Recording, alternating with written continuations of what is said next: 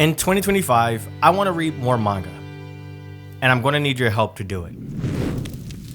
You see, I remember the first time I cried reading a manga. It was an early Friday morning in 2021, back when I was more consistent on YouTube, and every week, fan translations of the most popular Shonen Jump series would drop. And I would wake up at 4 a.m. to live react to the newest chapters of My Hero Academia. At this point in My Hero Academia, the story had reached an emotional peak. Class 1A was trying to convince Deku to come back to UA and to fight together again. But Deku believed that going rogue was the only way to protect his friends. At this point, I was fully invested, anxiously waiting to see how Class 1A would bring Deku back. Deku had been spiraling, emotionally torn, terrified that his friends and family would get hurt, or worse, because of All for One. And then, randomly, Bakugo apologized.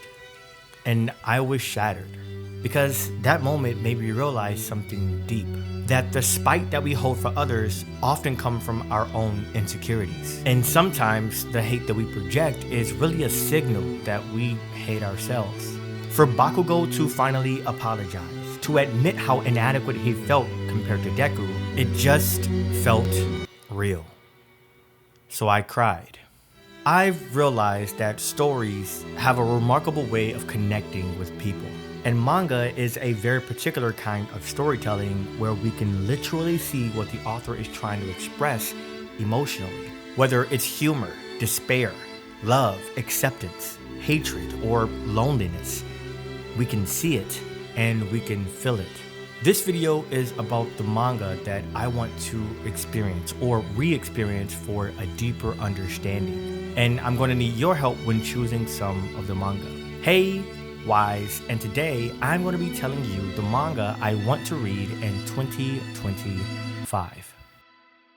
So, in 2025, I will commit to reading 8 manga series. And to help choose which manga I read, I've created 5 criteria that each manga must meet in order for me to read it. Now, where you come into all this is I am going to choose 5 manga that I want to read by the end of this video, and I will need your help choosing the last 3. Just make sure you pay attention to all of the criteria.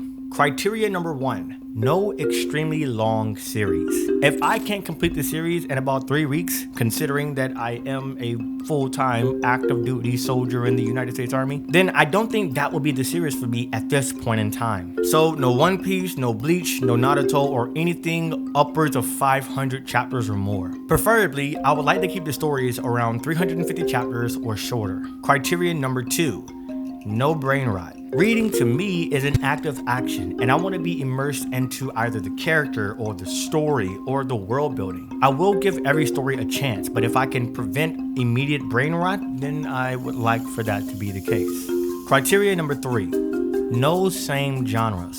This is a challenge that I want to make an effort on ensuring I do not read the same genre or demographic all year. Shonen battle series are amazing in their own right, but I also think I should spice it up with a lot more psychological dramas, or some slice of life, or some horror stories potentially, maybe not, I don't know. Criteria number 4, some hype and others hidden gems.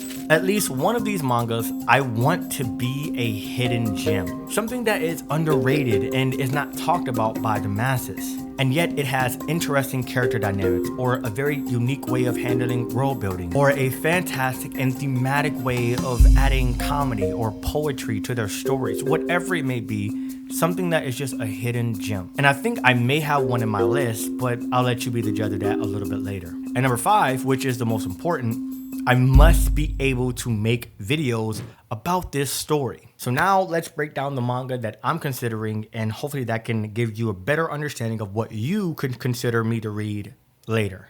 The first manga on my list is one that I recently read through earlier this year. It's a seinen psychological dark fantasy story that is critically acclaimed by many people to be a masterful and beautiful story. And the reason why I want to read it again was just how in awe I was in reading it the first time, along with the fact that there is a part 2 that I really deeply desire to read.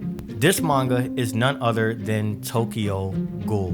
In my read-through of Tokyo Ghoul, I plan on connecting a lot more dots between the characters, specifically in the first part. And I don't want to go into specifics because I will save that for future videos. But with the end of Tokyo Ghoul leaving me on a crazy cliffhanger, I have to read Tokyo Ghoul Re, which I have not read a single chapter on at all. I'm counting those two as one series, so that is the first manga on my list.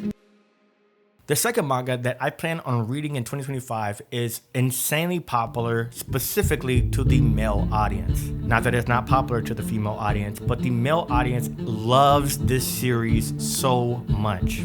It's a manga that with one single line created an entire meme culture that changed the development space for young men. And although I have watched the first season of this particular anime to the manga, I haven't continued on the story to figure out why this is such an amazing series to others. It's another seinen, but it has a lot of historical drama to it. And this manga is Vinland Saga.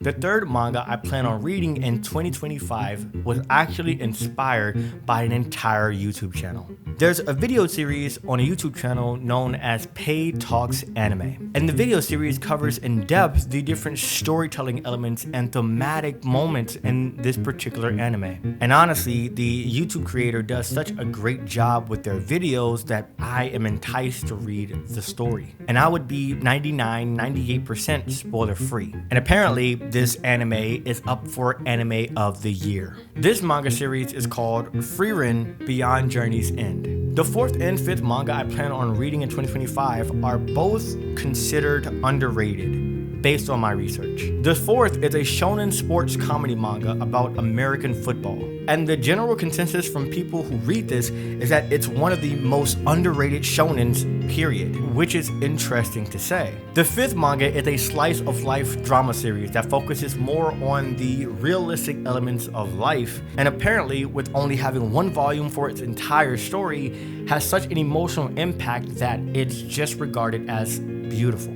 The fourth and fifth manga on my list are I Shield 21 and The Gods Lie. So that is 5 manga that I plan on reading in 2025, but I still need your expertise to help fill out the last 3. So give me 3 of your manga recommendations in the comment section below based on the criteria that I have here. So the stories that I see the most or the comments that are liked the most, I will put those manga in a community post and let the community decide ultimately what mangas that I will choose to read. This doesn't mean that I would never read your recommendation, because I probably will, but the 8 primary manga for 2025 will be chosen in that way. I'm looking forward to seeing your recommendations. But until next time, make sure you stand up and win your zone every single day.